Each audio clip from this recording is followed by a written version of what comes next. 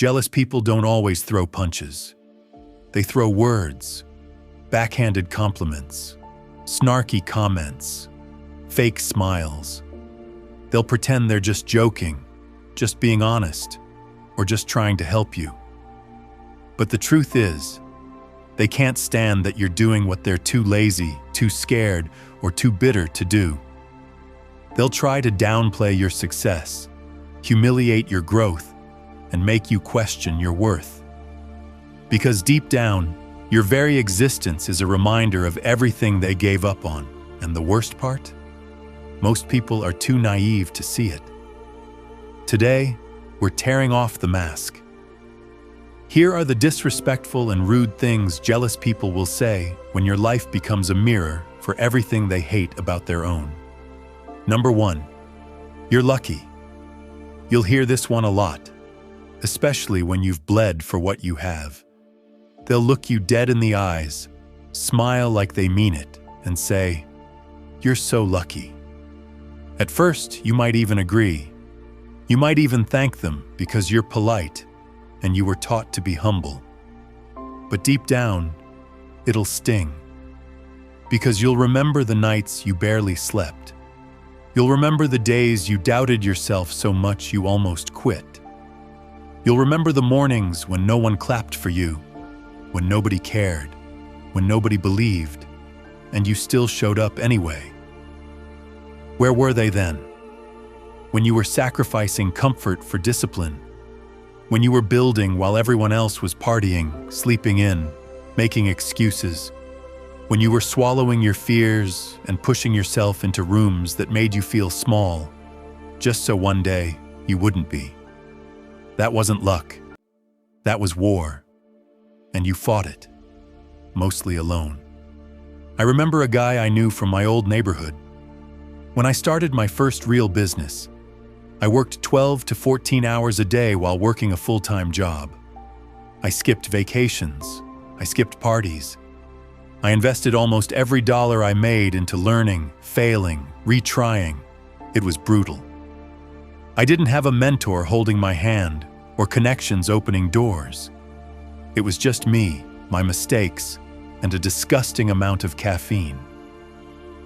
A few years later, after a tiny glimpse of success, the same guy, who never once checked in, never once offered support, said, "Man, you're so lucky things worked out for you." He said it casually, like he was talking about winning the lottery. I smiled. But inside, it was boiling. Because I realized something important. People call you lucky when they don't want to admit you outworked them. It's easier for them to say you got lucky than to admit they could have had the same thing, if only they hadn't quit, made excuses, or wasted time. Saying you're lucky is their way of protecting their ego. Because if you're lucky, they don't have to feel bad about themselves. If it was luck, it wasn't their laziness. If it was luck, it wasn't their fear, their comfort addiction, their lack of discipline. So when someone calls you lucky, smile. Because what they're really saying is, I could never do what you did, and I hate that it reminds me. Here's the truth no one talks about. Yes, there's luck. There's luck in being born healthy. There's luck in getting a random opportunity you didn't expect. But what you do with luck is the real game. Luck is the spark. Discipline is the fire. Most people get tiny sparks of luck all the time, but they blow them out because it's easier than keeping them alive. They get a good job interview and show up unprepared. They meet the right person and take it for granted. They get a second chance and waste it complaining. Meanwhile, you took a tiny spark and built a damn bonfire. You protected it when the wind blew. You fed it when it almost died out. You showed up on days when you wanted to disappear. And now that it's finally burning bright, they have the nerve to call it luck. Never apologize for your success. Never shrink yourself to make insecure people comfortable. Never explain your sacrifices to those who will never understand. Let them talk about luck. You just keep building the life they'll never have. Because deep down, they don't really want it. They only want the results, not the war that comes before them. Number 2, enjoy it while it lasts. Spoken like someone praying for your downfall. When someone says, enjoy it while it lasts, it sounds innocent, harmless, like a friendly reminder that nothing good lasts forever. Right? Wrong? Most of the time, it's not advice. It's a curse wrapped in a smile. It's the language of people who are secretly hoping that your success, your happiness, your growth will collapse. Not because you deserve it, not because life is unfair, but because your rise makes their stagnation unbearable. See, people who are truly proud of you say, keep going. You're just getting started. You're built for this. They speak life into your momentum. But jealous people, they hate the idea that your wins could keep stacking higher and higher while they sit in the same spot. Bitter, regretful, and secretly resentful of every choice they made that got them there. I'll never forget when it first happened to me. I had just crossed a major milestone, something I had worked on for years. No overnight success, no magic. Just years of failing, learning, bleeding for an inch of progress. And one of the first texts I got? Congrats. Enjoy it while it lasts. At first I brushed it off. Maybe he didn't mean anything bad. Maybe he was just awkward with words. But days later, I started noticing little things. He never truly celebrated my wins. He never encouraged me to dream bigger. Instead, he was always warning me not to get too comfortable, to stay humble, to remember that nothing lasts forever. It hit me. This wasn't support. It was subtle sabotage. It was the verbal equivalent of putting a crack in my confidence, hoping one day the whole foundation would crumble. Jealous people don't always attack you directly. They'll sprinkle tiny seeds of doubt, hoping you'll self-destruct for them so they don't have to lift a finger. When they say, enjoy it while it lasts, what they're really saying is, I hope you lose it. I hope you fall. I hope it was a fluke. I hope you're not really as good as you seem. And here's the deeper truth no one tells you. They don't just hope you fall. They need you to fall. Because if you keep winning, it forces them to admit that their life didn't stay small because of bad luck. It stayed small because they quit. You're proof that it could have been different. And that's unbearable. When they see you thriving, they feel attacked. Not because you're hurting them, but because your life is screaming the question they're terrified to answer. If they could do it, why didn't you? It's easier for them to believe that success is temporary, that you're standing on quicksand, that any minute now, you'll sink. Because the alternative would be accepting a brutal truth. Maybe you worked harder. Maybe you stayed stronger. Maybe you wanted it more, and they didn't. That's why you'll almost never hear "enjoy it while it lasts" from someone more successful than you. You'll hear it from people you outgrew. People who secretly think you don't deserve the life they were too scared to chase. So what should you do when you hear it? Smile. Thank them. And double down. Because every time you level up, every time you last longer than they predicted, every time you rise again when they expect you to fall, you're not just living your dream, you're exposing their excuses. Your success is not an accident. It's not temporary. It's not fragile. It's built on a foundation they will never understand.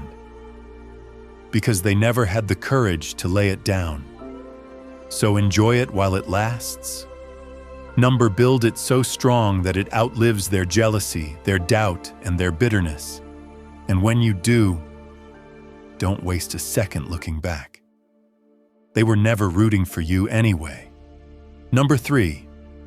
You think you're better than everyone, don't you? This one always comes when you least expect it. You're minding your own business, building your life brick by brick, climbing your own mountain, and suddenly, someone throws this accusation at you like a dagger. You think you're better than everyone, don't you? At first, it catches you off guard because you weren't thinking about them at all. You weren't competing, comparing, or bragging. You were simply trying to evolve, trying to become a better version of yourself. But to them, your growth feels like a personal attack. Your self-respect feels like arrogance. Your standards feel like an insult. Here's the truth most people can't handle. You don't have to say a word to make insecure people feel threatened. Your very existence, your ambition, your discipline, your progress is enough to trigger the parts of themselves they've neglected, ignored, or given up on. When they say, "You think you're better than everyone," what they really mean is, "You're making me feel small, and I hate it." I remember a phase in my life when I began to change deeply. I stopped partying as much. I started waking up early, working harder, and focusing on things bigger than temporary pleasure. Slowly, certain people around me began making passive-aggressive comments, giving backhanded compliments, and offering cold shoulders. One night, after I turned down yet another invite to waste another weekend doing nothing, a so-called friend snapped at me. "Oh, look at you. You think you're better than us now, huh?" I laughed awkwardly, but inside I realized something. People who are committed to staying the same will always resent those who choose to grow. It's not about thinking you're better. It's about thinking differently. It's about living by values they abandoned a long time ago. Because if you really think about it, what is better anyway? Better than what? Better than mediocrity? Better than endless distractions? Better than complaining about a life you're unwilling to change? If that's what better means, then yes, maybe you are better. And maybe it's time we stop apologizing for it. You see, there's a truth nobody wants to admit. Growth creates distance. When you level up, you force everyone around you to make a choice. Grow with you, or stay behind and resent you for it. Some people will cheer you on. Some will rise to meet you. But many, many will prefer to tear you down rather than rise up themselves. Because tearing you down is easier than facing their own laziness, fear, or regret. When they say, "You think you're better than everyone," what they're really doing is handing you a mirror, showing you the parts of themselves they refuse to fix. And honestly, that's not your responsibility. Your only job is to keep walking your path, unapologetically. Never shrink to make insecure people feel comfortable. Never dim your light to make the darkness less awkward. If your growth makes them uncomfortable, so be it. If your ambition intimidates them, so be it.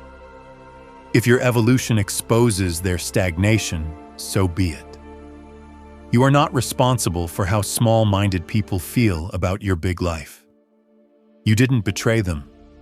They betrayed themselves the moment they decided comfort mattered more than greatness. And here's the final truth. You don't think you're better than them. You just refuse to be worse. And that, to them, is unforgivable. Number 4. Must be nice to have everything handed to you. This one is a classic. A bitter, jealous jab wrapped in a fake compliment. Must be nice to have everything handed to you. They say it like they're just joking, like they're only messing around. But you can hear the acid beneath their voice. You can feel it. The resentment, the envy, the unwillingness to even imagine that maybe, just maybe, you worked for what you have. See, the people who say this aren't trying to understand you. They aren't interested in your journey. They aren't curious about the sacrifices you made, the nights you cried, the battles you fought when no one was watching. No, they're trying to erase your story. Because if they can convince themselves that you were handed everything, they don't have to face a brutal truth. You earned something. Something they were too lazy, too scared, or too distracted to build. I remember a moment in my life when someone hit me with this line. It was after years of grinding, years of failing silently, rebuilding my confidence from scratch, losing sleep, losing friends, losing parts of myself I thought I'd never get back.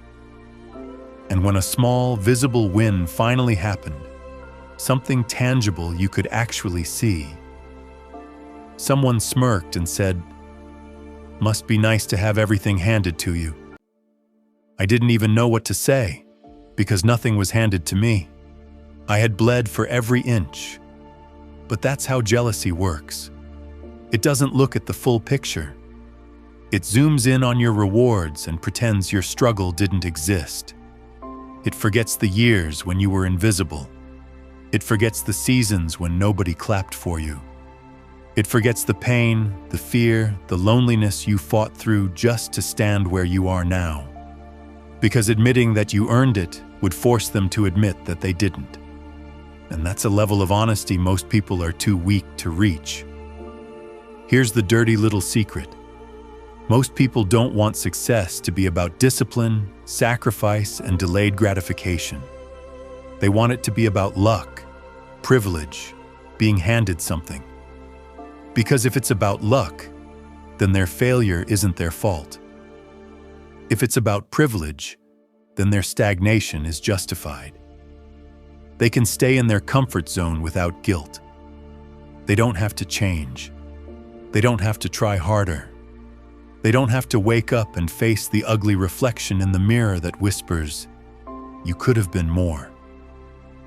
When they say, "Must be nice to have everything handed to you," what they're really saying is, "I'm too scared to do what you did." And it's easier to believe you got lucky than to believe they're capable too. It's easier to label you lucky than to label themselves lazy.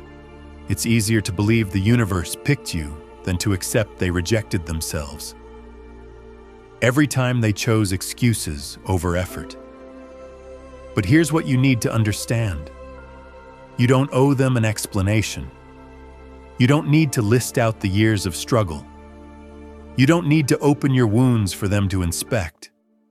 You don't need to waste a single second proving your worth to people who've already decided to be blind. Your success doesn't need their permission, and your story doesn't need their approval, because deep down, they know. They know nothing was handed to you. They know you bled for it. They know you clawed your way through storms they wouldn't have survived for a week. And that's what really eats them alive.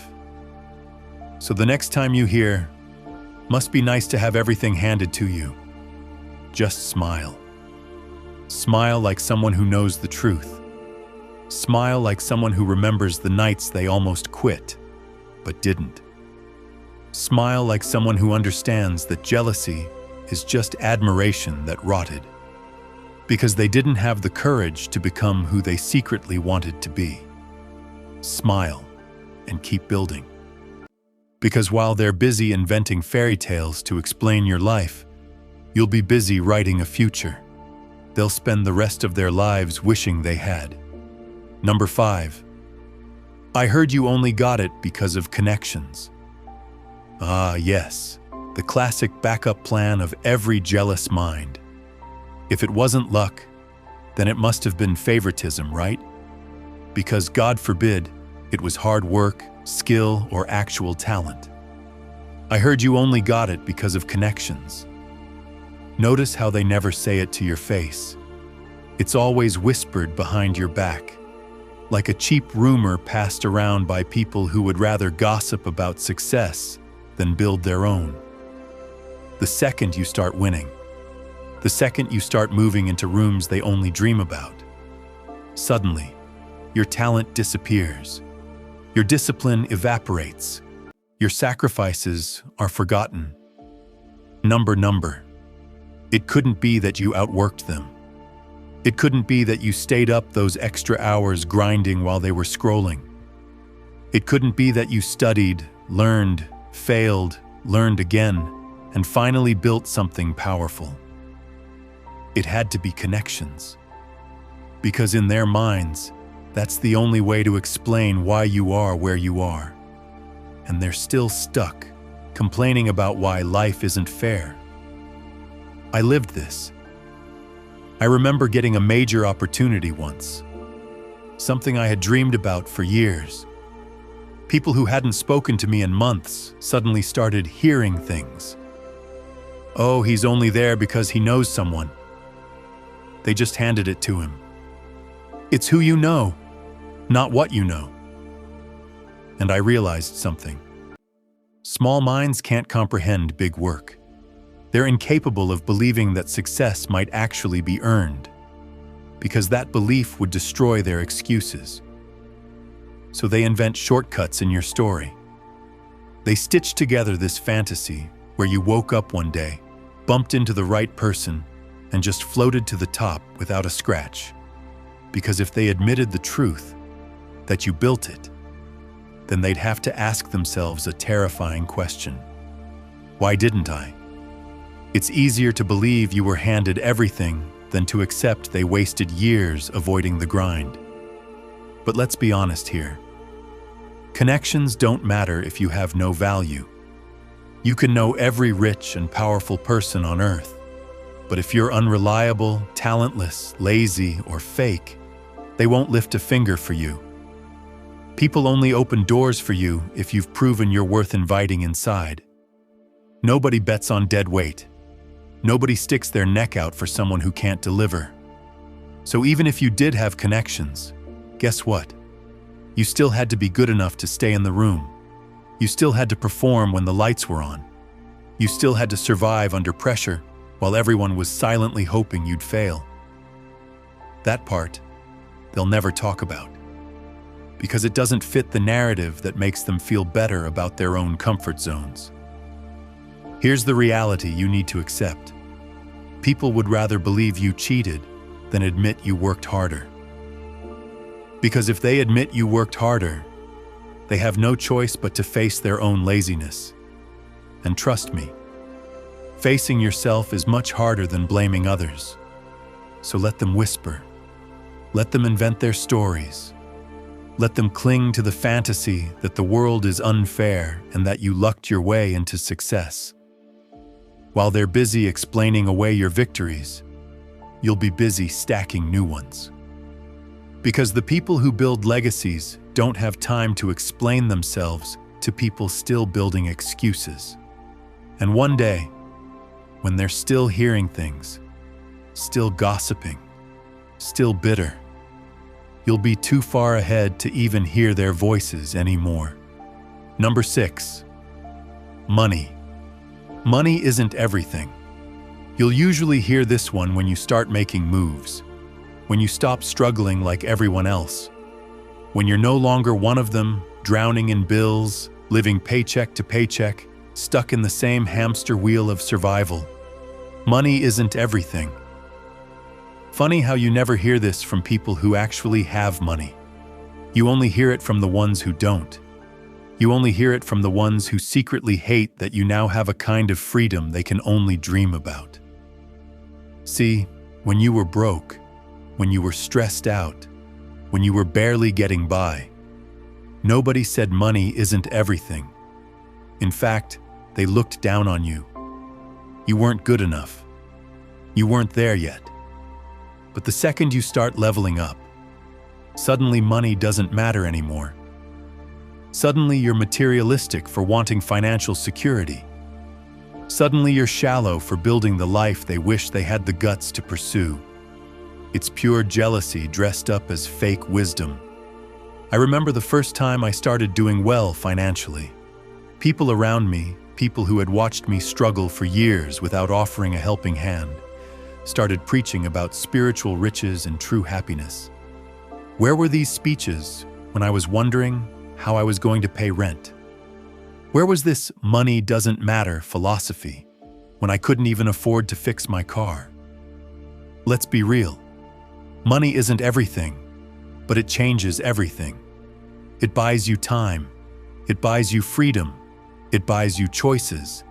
It buys you access to better healthcare, better opportunities, better environments. It allows you to protect the people you love. It allows you to live on your own terms. It allows you to walk away from toxic jobs, toxic relationships, toxic environments, without being trapped because you need the paycheck. Money isn't everything, but it exposes everything. It shows who's really happy for you and who's just pretending. It shows who's been secretly competing with you and who was genuinely supporting you. It shows who had character when you were broke and who suddenly changed when you got a little shine. People who are truly at peace with themselves don't resent your success. They don't need to downplay your achievements to feel better about themselves. But the ones who scream, "Money isn't everything," they're not trying to teach you a lesson. They're trying to soothe their own insecurity. They're trying to convince themselves that the thing they failed to get wasn't worth it anyway. It's the same mindset as a kid who loses a game and storms off yelling, "I didn't even want to win." Childish, transparent. Here's the truth. Most people are too afraid to say, "Money matters a lot," and anyone telling you otherwise is either lying to you or lying to themselves. It doesn't make you happy by itself. It doesn't replace love, meaning, or purpose. But it gives you the freedom to go after those things without being chained to survival. It lets you choose your problems rather than having them chosen for you. Because trust me, struggling to feed your family isn't romantic. Choosing between rent and groceries isn't noble. Living in constant fear because one emergency could destroy you isn't spiritual. That's just suffering, and there's nothing enlightened about it. So the next time someone throws "money isn't everything" at you like a weapon, just smile. Smile like someone who knows exactly how many nights they stayed up grinding. Smile like someone who remembers being broke and remembers who was silent when it mattered. Smile like someone who understands that money isn't the enemy, but bitterness is. And while they're busy pretending money doesn't matter, you'll be busy building a life where you don't have to pretend at all. Number 7, you've changed. They don't say it when you're suffering. They don't say it when you're stuck in a loop, making the same mistakes. They only say you've changed when you start becoming a version of yourself they didn't expect or secretly feared. Let's be honest. Most people don't want you to evolve. They want you predictable, familiar, manageable. The second you stop playing your old role, the second you start walking differently, talking differently, thinking differently, suddenly you're the problem. Not because you've become worse, but because they no longer know how to control or define you. When someone says you've changed, what they really mean is, you stopped making me comfortable. You no longer lower yourself to make them feel bigger. You started setting boundaries where they used to walk all over you. They hate it. Not because you're fake now, but because you're finally real. Real with yourself. Real about what you want. Real about who you no longer need. I remember when I started working on myself. Reading more, getting quiet, cutting back on aimless hangouts. Suddenly people said I was acting weird, that I was too serious, that I thought I was better. No, I just got tired of staying stuck. Tired of pretending I was okay with mediocrity. Tired of being around people who only bonded over complaining, gossiping, and killing time. When you grow, people who haven't will feel rejected. Even if you never say a word, your growth sounds like arrogance to the insecure. Your peace looks like ego to the chaotic. Your progress feels like betrayal to those who benefited from your struggle. But here's the truth. You're supposed to change. You're supposed to outgrow things. You're supposed to become a version of yourself that scares your past. Do you really want to be praised by people still living with the same mindset they had 5 years ago? "You've changed" is not an insult. It's proof. Proof that you've done the one thing most people are too afraid to do: evolve. So let them talk. Let them whisper. Let them call you fake, distant, arrogant, because the only people who shame you for changing are the ones who refuse to change with you. Let them stay comfortable. You're chasing something greater, and you don't owe your old life or the people who liked you better when you were broken a single explanation. Jealousy never says, "I'm insecure because you're doing better than me." It says, "You're lucky. Enjoy it while it lasts." You think you're better than everyone, don't you? Must be nice to have everything handed to you. But here's the truth. People don't attack what doesn't threaten them. They throw stones at what shines. Their words aren't about you. They're a confession of their own fear, their own regret, their own failure to grow. It's easier to tear you down than to admit they stopped climbing. And you know what? You don't owe anyone an explanation. Not for your success, not for your blessings, not for your new life. Let them gossip. Let them minimize your wins. Let them tell each other whatever makes them feel better. Because while they're stuck explaining why they couldn't do it, you're living proof that it could be done. And the higher you rise, the quieter their noise will sound.